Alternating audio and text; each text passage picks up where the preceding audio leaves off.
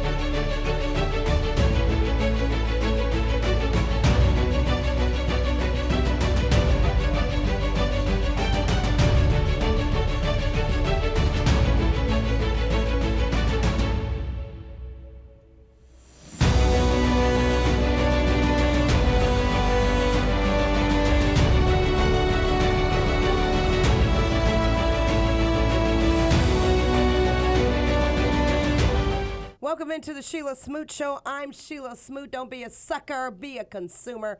There's a lot going on today. And we've got our crime segment right with Attorney John Robbins. Let's go to our phone lines right now. And basically, we are talking about crime, not for you to commit one, but for you not to be getting in trouble. Good morning, John. How are you?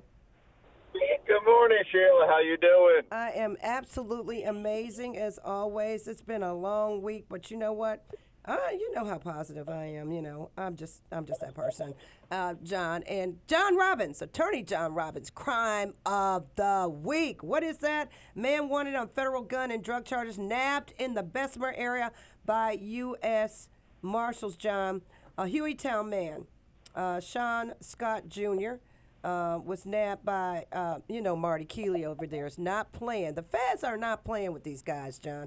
Talk to me about this whole thing with the guns, the violent criminal history, the guns, and how's that now people are getting arrested on these gun charges, going into federal court with these new gun laws, and then going to state court. What is going on here?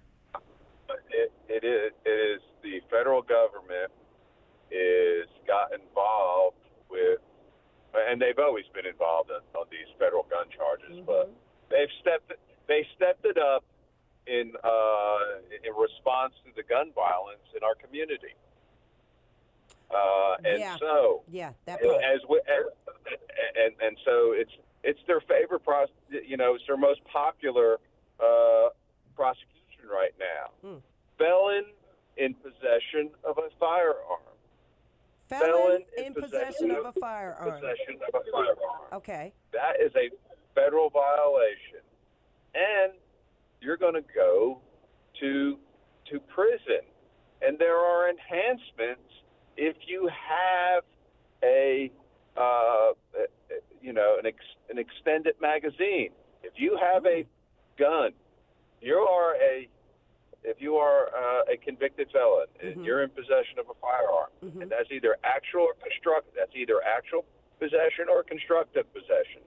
All right, and if you are in possession of a firearm and that firearm has a magazine that can hold greater than 15 rounds of ammunition, there's sentencing enhancements for that.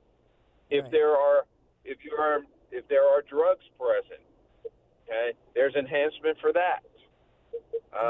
They're not playing. Right. They're trying to get rid of this violence. Trying to get rid of this violence, John. I mean, a young man got sentenced to 57 months in federal prison for possession of 3 firearms. Wow. After being convicted of a felony. So, John, clarification for you and for the audience. Clarification. If you are a convicted felon, and even if you served your time and you are found in possession of any gun, you are still subjected to being arrested for having a gun because you've been convicted You serve your time, but as long as you have that conviction of a felony on your record, you cannot possess a gun even when you get out and served your time. You cannot Ever. you cannot possess a gun legally under federal law ever. Ever. Folks, Ever.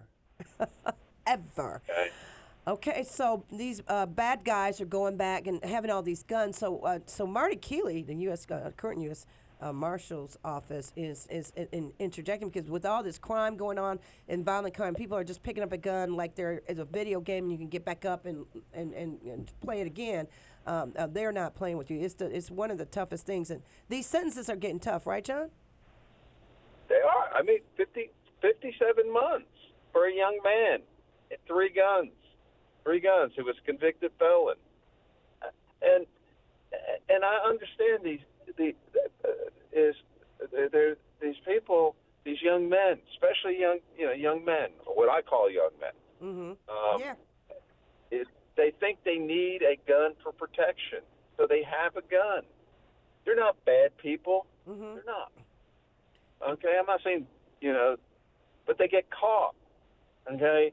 And the federal courts are working in the U.S. Marshal's office, the U.S. Attorney's office is working in conjunction with the Jefferson County District Attorney's office, they're with the working Birmingham together. Police Department. Uh-huh. We're in the police department, and the focus is to stop the gun violence. Mm-hmm. Okay, and so they're going to prosecute you in federal court, and you will go to federal prison. John, you make very light of that.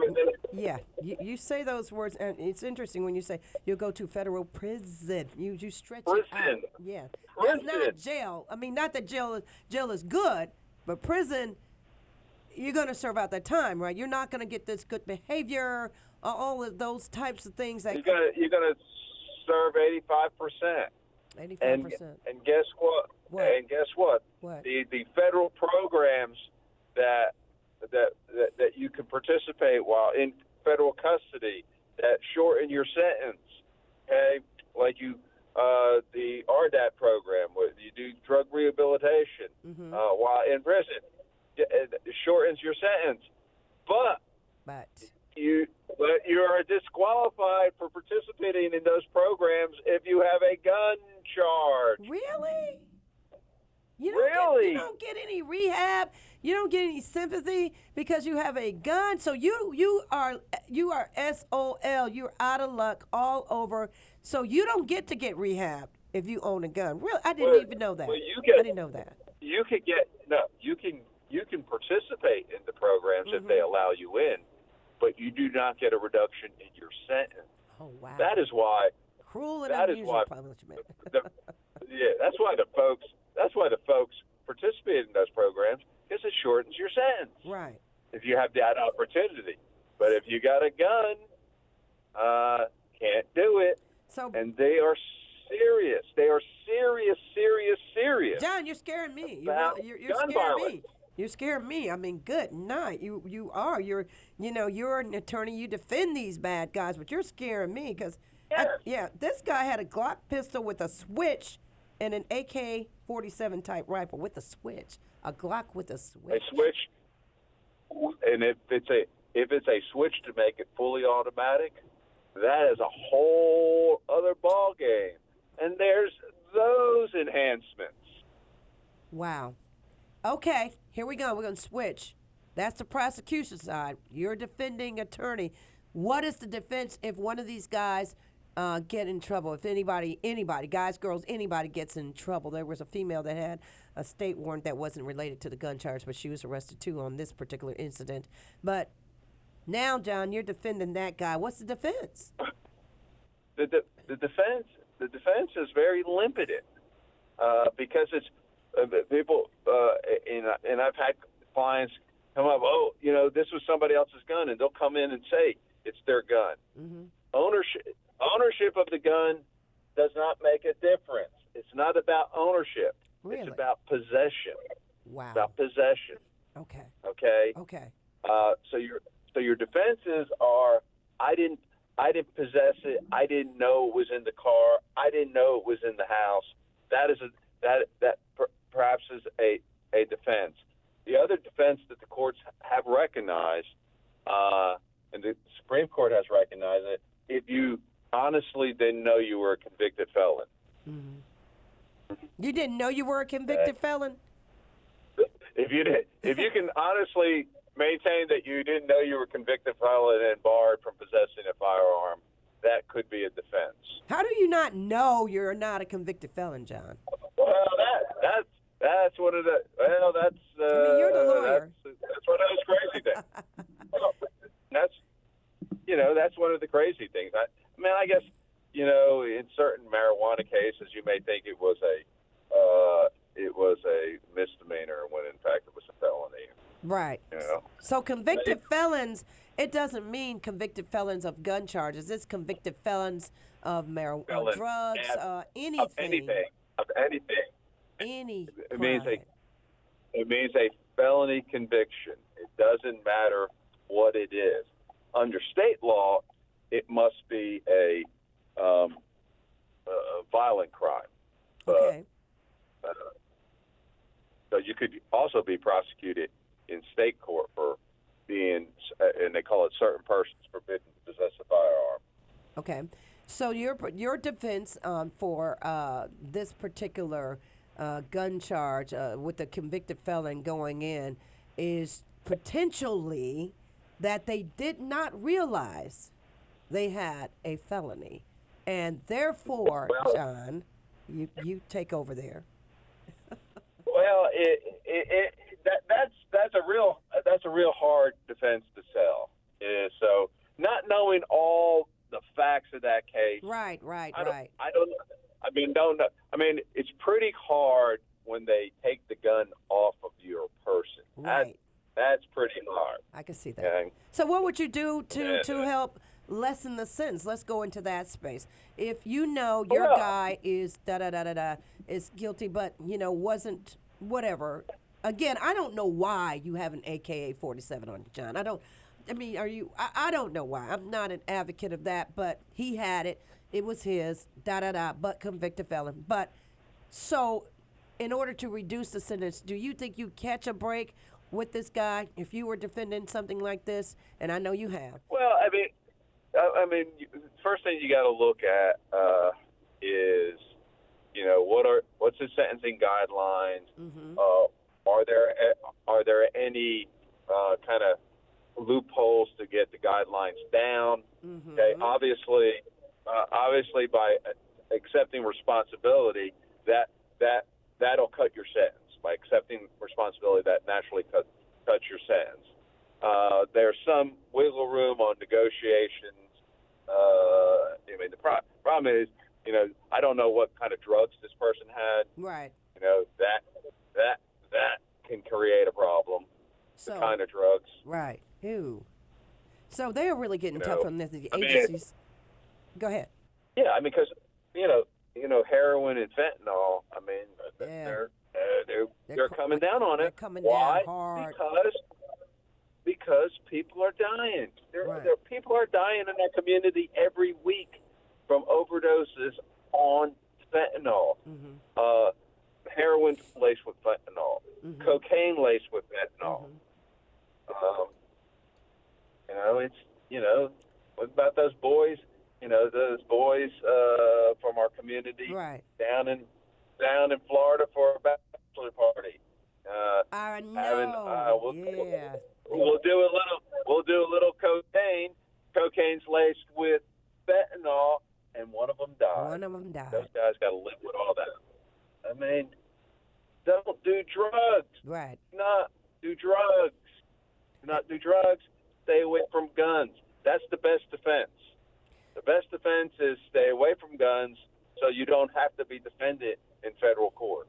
Right. On a felon in possession of a firearm. And John, these agencies, last thing I'm going to say, these agencies are banding together right now. It's not our people, your people. It's they have gotten together because the community, the safer part of this community, wants some action, John.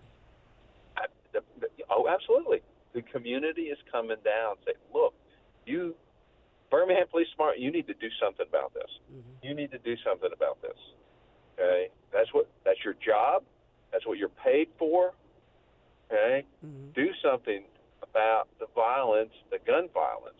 And so what's happening is when police arrest someone and they got a gun, that person's a troublemaker in the community, and the police know who the troublemakers are. Right. They know. I mean, they know. They know. They know who They know. They know who the drug dealers are. The big drug dealers or the petty ante pushers. They know that. They know it. Okay. They get you, and you're a problem. Been a problem in the community. You know what they're doing? They're calling the feds. They're calling ATF. Wow. Hey, DEA, ATF. Yeah. Yeah. I just arrested this problem child, and they got a gun, and they're a 2-time convicted felon. Why don't you prosecute them? Wow. That's what's happening. They're basically snitching on the criminals to the federal government. Yes. Yes. Hey, it is what it is, John. They're snitching, and again, these criminals are going into the community and wreaking havoc, and people are scared to sit in their homes. People are getting shot in their beds while they're sleeping. Children, Right. women are getting shot at the light because a boyfriend is mad. Do you believe? Yeah. I mean, so Do you believe, John, that these folks with these high-powered weapons, and I know the Amendment 2 folks and the NRA folks aren't going to agree with you, but this is a problem. I mean, everybody doesn't deserve to carry a gun, obviously. right. No, nobody is saying take away your gun rights. Nobody's trying to take away the guns. Everybody's fine with lawful gun ownership. Lawful is the key word. Gun ownership. Lawful gun ownership. Right. Okay. Mm-hmm. And you know my position on this. I do. Because we've had this discussion many times. Many. If you own a gun, know how to use it Right. and know how to keep it safe. Right. Okay. Learn how to shoot. Learn how to handle it safely. Right. So innocent people are not dying. So your 6-year-old doesn't get a gun and takes it to an elementary school and shoots a teacher. And folks, that really happened. That really Yes. happened. It really happened. A 6-year-old did take a gun to their local school and shot a teacher. John, that's unlearned behavior. How does a 6-year-old know to even pick up a gun, take it, conceal it, bring it to class, and then shoot the teacher? What is really going on with that? You're right. That's some bad parenting. That's some bad parenting. That's some bad parenting. That look, folks, you got to get a hold of your guns. You've got to make sure children don't have guns. I knew where my dad had his shotgun. He's a hunter, but I was so fearful to touch it, John, because I know I was gonna get my butt torn up. I know it, and my dad was very adamant, But we knew that there was a weapon in the house, but we knew better because you said the key word parenting got involved. Right. Yes. I mean, do we have to start giving people a test to see if they are qualified to be a parent? Maybe so, John. They may have to get the test because it's some bad parents out here. I don't know what's going on, but yeah, 6-year-old taking a gun, that's a whole nother topic. Yeah, that's a whole. Yeah, that's a whole nother. Yeah, that's a whole nother topic. I mean, the federal government, the district attorney's office, the police department is not, or the marshal's office is not trying to take away or suppress in any way lawful gun ownership. Mm-hmm. And you know what, John? Go what ahead. they're trying to stop is the epidemic of gun violence in our community. Mm-hmm.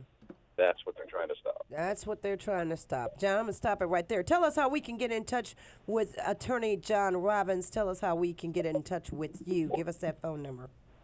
Well, especially this weekend, you got to get me on my cell phone because I'm down in South Georgia right now. Are you on the beach? Are you on the beach? No, I'm not. Brought my youngest down to visit with her grandmother, South who's Georgia. 93. Georgia. Yeah, Valdosta, Georgia. South Georgia. Valdosta, Georgia. Yeah, shout out to Georgia, but you're New Jersey. Jersey, Georgia, you sound Yeah, alike. I know, but listen, my wife was from Valdosta, Georgia, and her mother's still alive. And Oh, wow. That's it's great. it's a weekend for service. Do Yeah. something good for Do somebody. something good. So remind us of the phone number, and again, be brief when you text. Okay, and if you want to get me, you send me a text, 205-835-6818. 205-835-6818. John Robbins, Attorney John Robbins, Crime of the Week. Thank you so much, John, and enjoy Georgia through New Jersey. I like it. And we'll see you Okay. back in All Alabama. right. We'll see you back in Alabama next week. Absolutely. Okay. Absolutely. Have a great day, John. Have a Thank great you. weekend. You too. Bye. Bye-bye. John Robbins, Crime of the Week, folks. Okay, there you go. Jersey, Georgia, Alabama. Folks, you can own a gun. You can own a gun. You by far go do that. Learn how to use it. There's several shooting ranges around where you can practice. I know several Jefferson County Sheriff's Office, they will allow you to come learn how to use your weapon.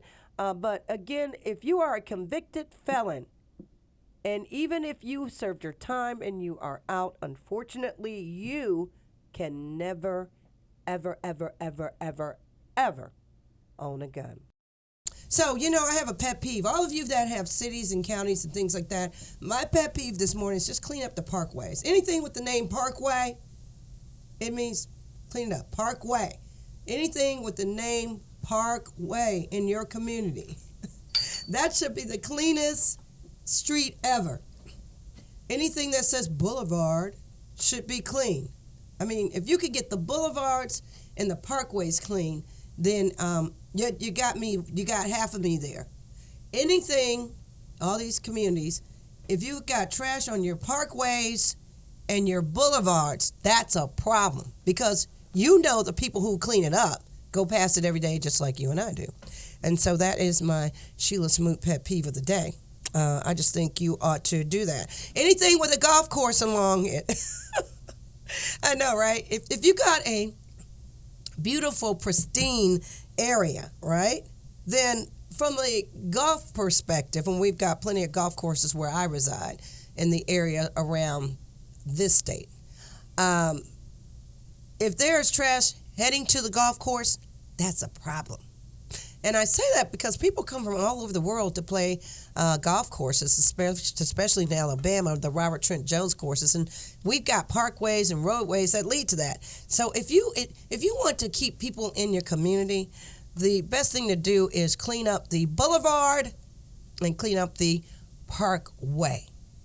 Anything that says that means it's leading to something pristine. I've come to believe that. Anything that says boulevard and parkway.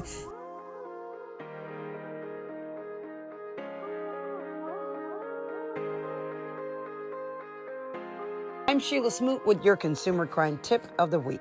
Now that the vast majority of Americans know about Uber or Lyft, millions of people count on a safe and convenient ride with just a few taps on their phone. But stories like the one about the South Carolina college student who was killed after getting into a car she mistook for an Uber raises questions about what riders can do to maximize their safety. Here's some key safety tips to help maximize your safety when using rideshare services like Uber and Lyft.